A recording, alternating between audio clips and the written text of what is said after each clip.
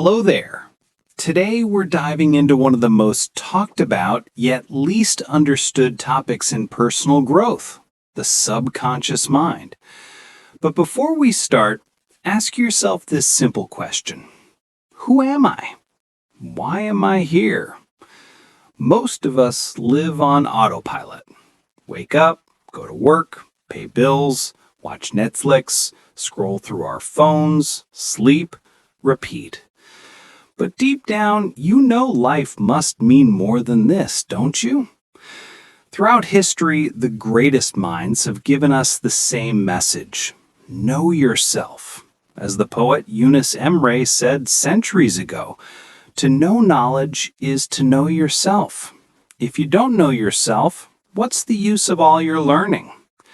So in this video, let's explore what it truly means to know yourself and why that journey begins with understanding your subconscious mind.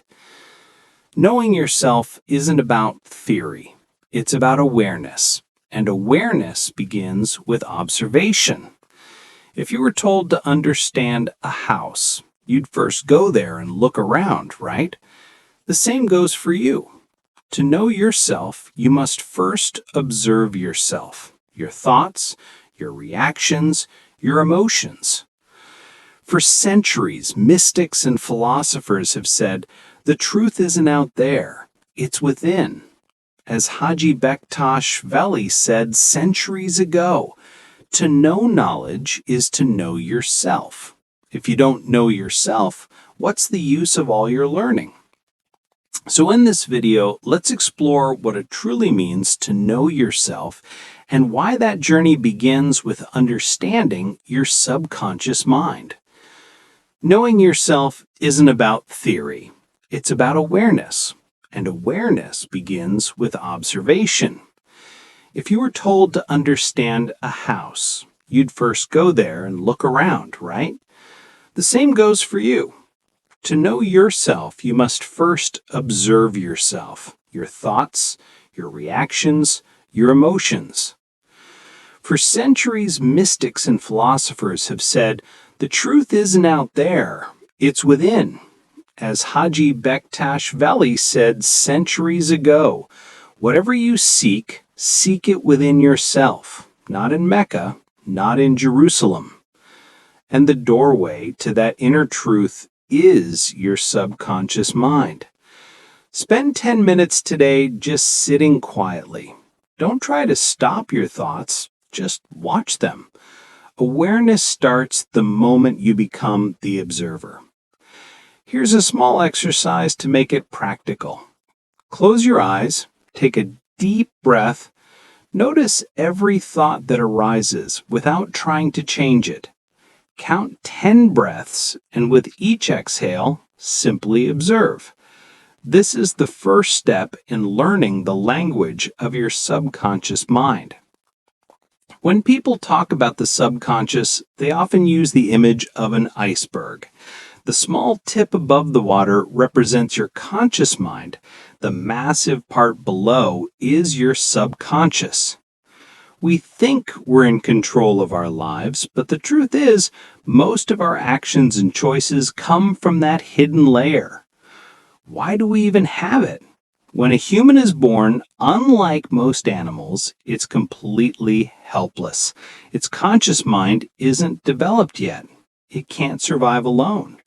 That's why nature gave us the subconscious, a powerful system that records everything around us to help us survive. But here's the catch. The subconscious doesn't judge. It doesn't know right or wrong. It simply learns through repetition. If you grew up around calm, mindful people, your subconscious copied those patterns. But if you were surrounded by anger, fear, or emotional chaos, it copied those too, and now plays them automatically in your adult life. That's why we repeat the same habits and reactions over and over, even when we know they hurt us. Let me give you another example. A young woman kept repeating the same mistakes in her relationships. Why? because as a child, she grew up in an environment filled with tension and conflict instead of calm and support.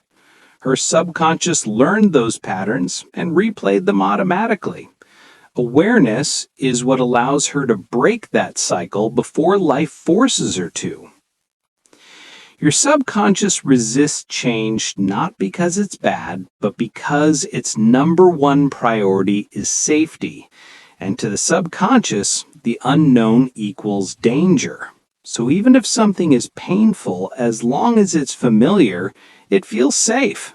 Change happens only when one of two things occurs: intense pain, when you reach your breaking point, or intense awareness, when you consciously reprogram the pattern.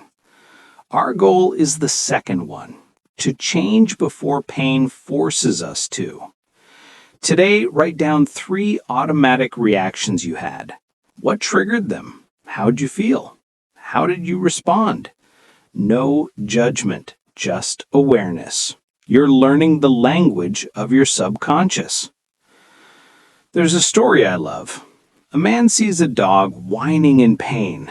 He asks the owner, "Why is your dog whining?" The owner says, "Because he's sitting on a nail." Then the man asks, "Then why doesn't he move?" The owner responds, "It doesn't hurt enough yet." We're often like that dog, complaining but not acting because the pain isn't unbearable yet. But if we wait for pain to force us to change, we lose the most precious thing we have: time. Time never comes back. Knowing your subconscious is vital. It lets you transform before life hurts you enough to make you move. Real growth isn't measured by how many books you read, but how much you internalize. One sentence truly understood can change more than 100 books. Today, we're drowning in information, but starving for reflection. Everyone knows, few apply. Knowledge becomes wisdom only when it's lived. Here's a small exercise. Pause this video. Take a deep breath. Reflect for 1 minute on a pattern you want to change. Then write down a tiny first step you can take today. Small steps reprogram your subconscious far better than big leaps. Remember, there are 2 kinds of change in life: change that comes through pain and change that comes through awareness. One happens when life breaks you. The other begins when you awaken.